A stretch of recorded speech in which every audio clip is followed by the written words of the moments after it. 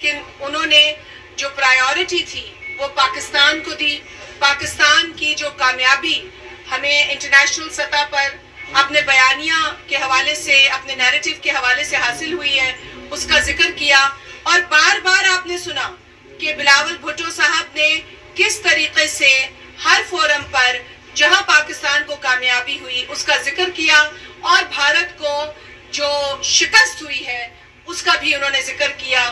بھارت کی مودی سرکار نے جو ایک جھوٹا پروپیگنڈا پاکستان کے خلاف ایک عرصے سے پھیلایا ہے، اس کو بلاول صاحب نے بے نقاب کیا.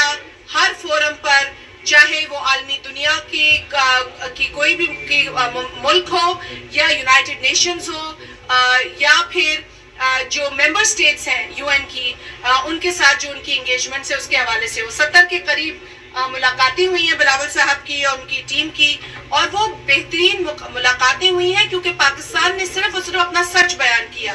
دفاعی اعتبار سے بھی پاکستان کامیاب ہوا، سفارتکاری کے اعتبار سے بھی پاکستان کامیاب ہوا، اور آج بلاول صاحب کی تقریر میں صرف اور صرف یہ تمام باتیں تھیں. لیکن ہمیں نہیں سمجھ آ رہا کہ پی ٹی آئی کو کون سی تکلیف اٹھی، اور خاص طور پہ جو اپوزیشن لیڈر ہیں، جو کہ میں سمجھتی ہوں کہ اتنی عزت دار پوزیشن پر بیٹھنے کے لائق ہی نہیں ہے. تو میں سمجھتی ہوں کہ جو لوگ اس طرح پیدر پہ اپنے بیانیے بدلتے ہیں ان پر تو پہلی بات ہے کہ اعتبار کرنے کی کوئی ضرورت نہیں ہے، وقت کا ضیاع ہے.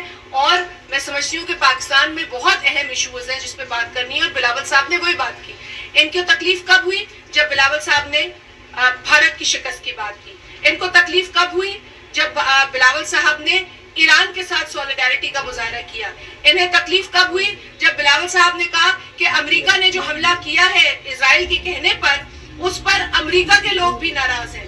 ان تمام باتوں پر پی ٹی آئی کو اور خاص طور پہ جو اپوزیشن لیڈر ہیں انہیں تکلیف ہوئی، اور وہ میں سمجھتی ہوں کہ یہ لفظ بھی نہیں ہے میرے پاس ان کی حرکت کو بیان کرنے کے. بہت ہی گری ہوئی طریقے سے وہ وہاں بیہیو کر رہے تھے، لوگوں کو اشارے کر رہے تھے کہ اٹھو شور کرو. اور میں دیکھ رہی تھی کہ کافی لوگ، جو کہ کچھ ان میں لوگ ہیں جو پاکستان کی اس کیس کو سمجھتے ہیں اور وہ پانی کے ایشو کو بھی سمجھتے ہیں، وہ بہت میں سمجھتی ہوں کہ وہ ان کی شکلوں سے پتہ چل رہا تھا کہ وہ بہت پریشان ہے کہ ہم اس وقت شور کیوں کریں، کیونکہ کوئی ایسا کی وجہ نہیں تھی کہ وہاں پر شور کیا جائے. اور پھر یہاں آ کر میڈیا کے سامنے جو یہاں پر انہوں نے، میں بکواس ہی کہوں گی، جو انہوں نے بکواس کی ہے میں اس کی مذمت کرتی ہوں. میرے یہاں ساتھی بھی کھڑے ہیں، وہ بھی بات کریں گے، کیونکہ اب اگر پی ٹی آئی سمجھتی ہے کہ اسے ایوان میں بات کرنی ہے اور ان کو ماحول چاہیے تو پھر ان کو عزت دینی پڑے گی.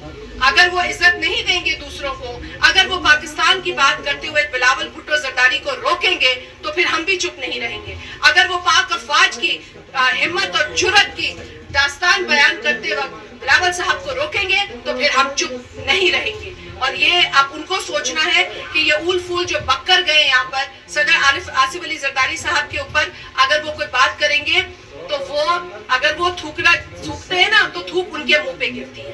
کیونکہ زرداری صاحب نے یہ ثابت کر دیا ہے کہ پاکستان میں پولیٹیکل ریکنسیلیشن سے، پولیٹیکل ڈائیلاگ سے ہم کام کر سکتے ہیں، امن لا سکتے ہیں، دہشت گردی کا مقابلہ کر سکتے ہیں. آج ہم دہشت گردی کی بات کرتے ہیں تو پھر یہ وہاں سے نعرے لگاتے ہیں. تو ان کا جو کٹ جوڑ ہے، یہ بات آج ہم کہنے میں بالکل درست ہوں گے کہ بھارت کی سوشل میڈیا اور پی ٹی آئی کی سوشل میڈیا ایک ہی پیج پہ ہے.